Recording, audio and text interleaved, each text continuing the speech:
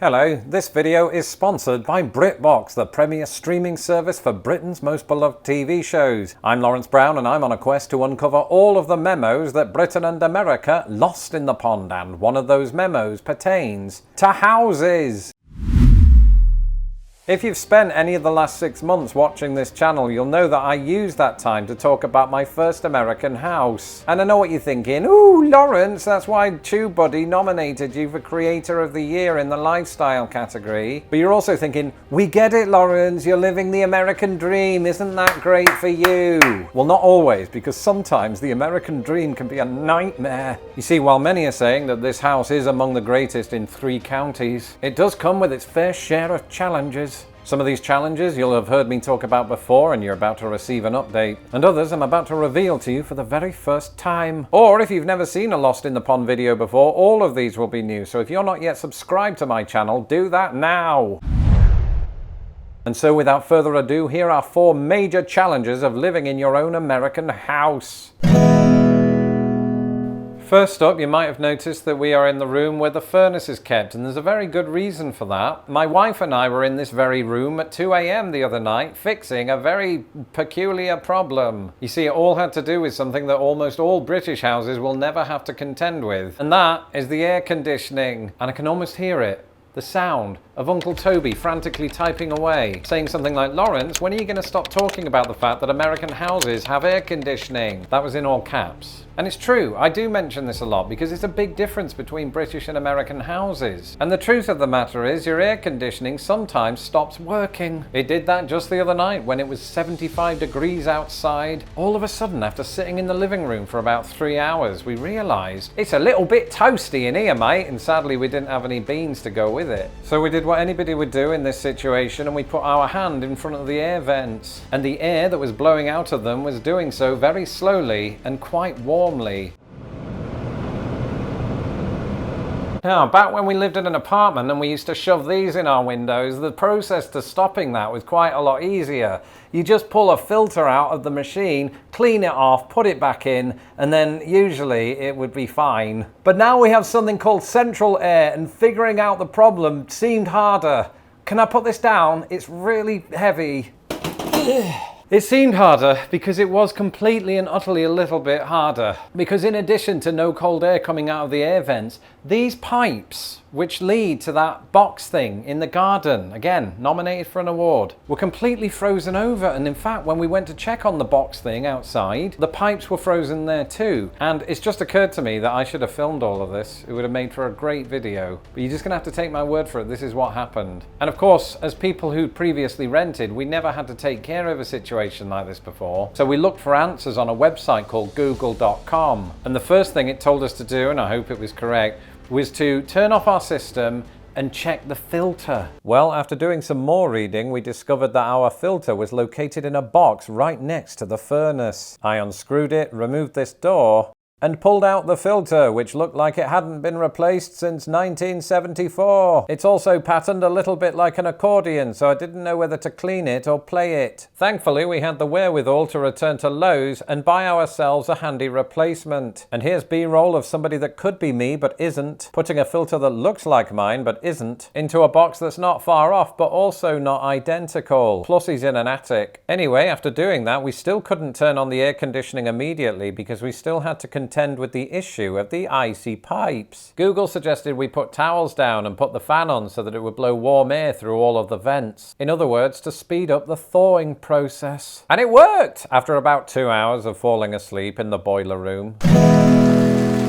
Listen, I might have the words Lost in the Pond on t-shirts, get yours by following the link in the description below, but that doesn't mean that I actually want to be submerged in water in my own house. But you might remember a couple of months ago, this was a genuine concern. Yeah, but this looks a bit different to how it was the other day. Oh, that's wet. Why was this? Well, my house and many others like it in the northern United States have a basement. And while conventional wisdom might tell us that my homeland of Great Britain gets more rain than any other country in the world, this simply isn't true. In fact, many American states get considerably more precipitation than Britain. This is partly down to short torrential thunderstorms, the like of which I experienced not too long ago here in Illinois. So in an effort to ensure that my basement doesn't get any more leaks, we did two things. Number one, we filled in the holes with hydraulic cement in a process, once again, that I forgot to film. So instead, here's some random B-roll of cement, and you, the viewer, have to pretend this is me filling in my holes. We could have worded that better and used more accurate B-roll. We also found this discarded piece of drain pipe, which is very generously redistributing the water to another part of the ground so that it doesn't go into our house. Everybody thank the discarded piece of drain pipe in the comments, make it feel good, because eventually we are going to get rid of it and have a more permanent solution. And permanent solutions are good, because there was once a time during my American life that I didn't have wide access to the single most important British resource: television. But this all changed one bright Monday morning when I sat down with a cup of tea and binge-watched classic Doctor Who on BritBox. And once I was done with that, I remembered I could just feast my eyes on hundreds of other programs. The latest being Season 2 of The Tower, a serious and truly gripping 4-part detective series. Because even so-called comedians need occasional dramatic relief, alright? Anyway, it's very, very good, and it follows on from the events of Season 1, which you can also watch on BritBox. In addition to this, you can stream your other favourite British shows via your smartphone, tablet, desktop, Chromecast, Apple TV or Roku device, as well as LG and Samsung smart TVs.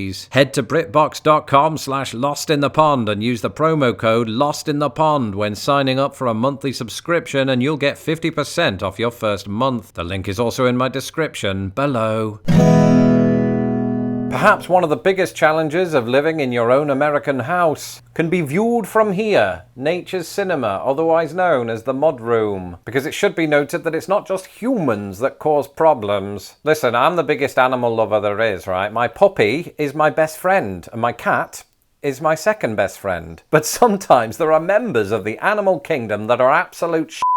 Existing subscribers will remember back in the winter when my garage was commandeered by squirrels, who thought it'd be a great idea to turn the wooden beams into a sandwich. Thankfully, they were taken care of, but then guess what happened? At the start of spring, we had a swarm of bees in there, and when I say swarm, I mean like 4 of them. But still, you know, you don't want bees in your garage, because when you put a bee in garage, what have you got? Garbage. Thankfully they've gone too, but the same cannot be said for the evil bunny rabbits, who insisted on chewing not only our grass but devouring the daffodils. That could have been the dog. I didn't see it, but I had noticed the rabbits hovering around them prior to the event, so I'm going to blame them. And then there's our dustbins, known here as garbage cans or trash cans. Unfortunately, there's one member of the animal kingdom that you find in America and not in Britain that doesn't give two hoots what you call it, and that animal is the raccoon. Because they tip your bins over and run away with banana skins and laugh to themselves. Ha ha ha! The wind did it! And finally, though I haven't seen one myself, I've been warned recently by neighbours that coyotes frequent the alleyway at night. And I don't know if they're going to go through stuff or destroy my yard or haunt me in my dreams, but I just know they're out there, waiting. We don't have coyotes in Britain. In fact, the only one that made it over there was a cartoon that used to fall off cliffs. But this is very real, so keep watching my channel for future clickbait videos on the subject. Over the last few weeks and months, ever since I moved into my first American house, one of the biggest questions that I've had is, Lawrence, is your home part of an HOA? And the answer to that question is no.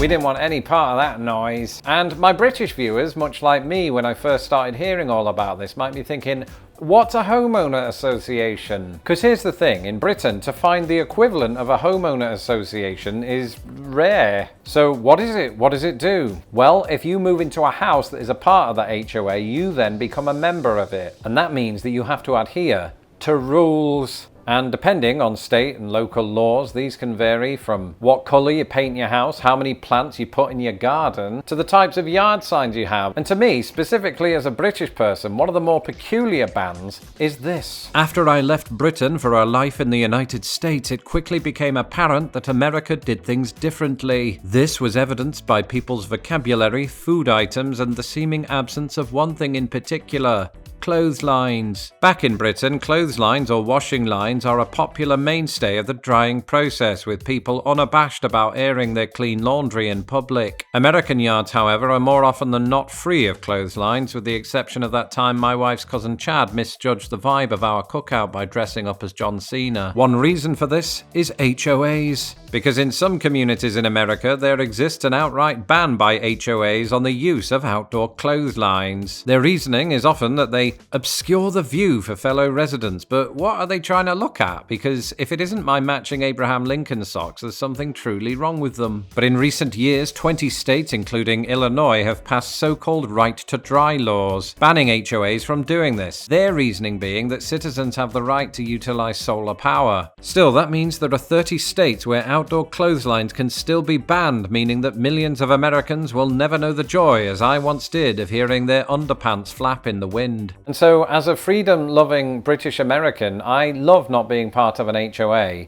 It's just that somebody needs to tell Suburban Sue, because the post-it notes are getting a bit much. And that's it for this episode. Let me know in the comments below if you have an American house, and what bother it's been giving you. I'm Lawrence Brown. You can follow me on Twitter at LostInThePondUS, and don't forget to subscribe to this channel so that I don't have to. Continue your Lost in the Pond binge by watching this video next. And finally, a big thank you to all of my patrons who make these videos possible. If you would like to become a patron of Lost in the Pond and join my weekly secret live streams, you can do so today at patreon.com/lostinthepond. Until the next video, goodbye.